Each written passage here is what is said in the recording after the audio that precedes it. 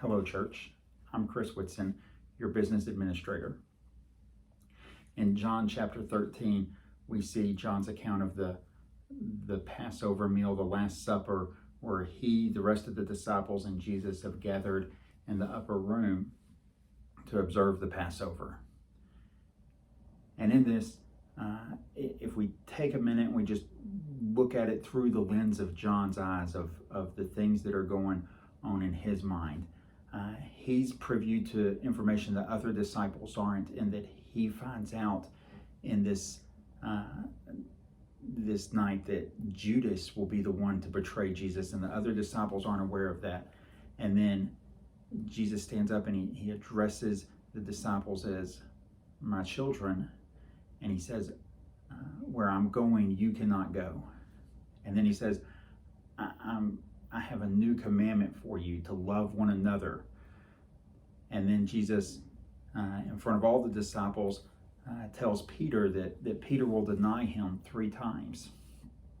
And as you think through what that night must have looked like for the disciples, and especially John, you have to think through that there must have been quite a bit of chaos in John's mind going on.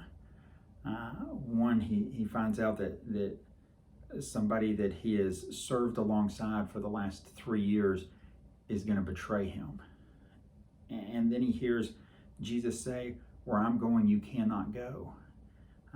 As somebody who's followed Jesus through his earthly ministry, how confusing that must have been to John. And then a new commandment I give to you, that John's hearing, hold up, you're giving us a different commandment than the prophets have. And then to hear that Peter is going to deny Jesus 3 times before the rooster crows. In John's mind, that there must be a lot of chaos that's happening, and it's easy to see that chaos as it passes through the rest of the weekend, through the crucifixion and the resurrection of Christ on Sunday.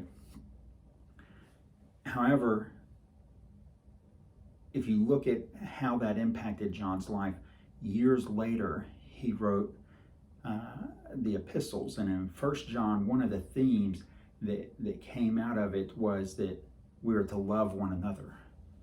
And in 1 John, no less than 6 times, he refers to us as his children, God's children. He uses the same language that Jesus used in the upper room. And that has a direct correlation that what John learned about God in the upper room shaped his understanding of who Christ Jesus was. The chaos that John went through that night had a deep impact on his understanding of who God was and how God loved him. And I think this is really applicable to us today. That for many of us, we're trying to figure out what a new normal is as we're in post-pandemic life. It's good for us to reflect back as John did and see God's hand at work through the chaos of the last 15, 18 months. And to see how God sustained us and took care of us and provided for us through this.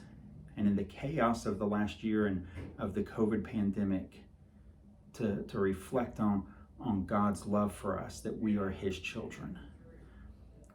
1 John 3:1 says, for how great is the love that God has lavished upon us, that he calls us his children. And so this week, just take a moment to process through what it looks like in your mind of how did God provide for us through this time? What are the ways that we saw God's love working in our lives over the past 15 months?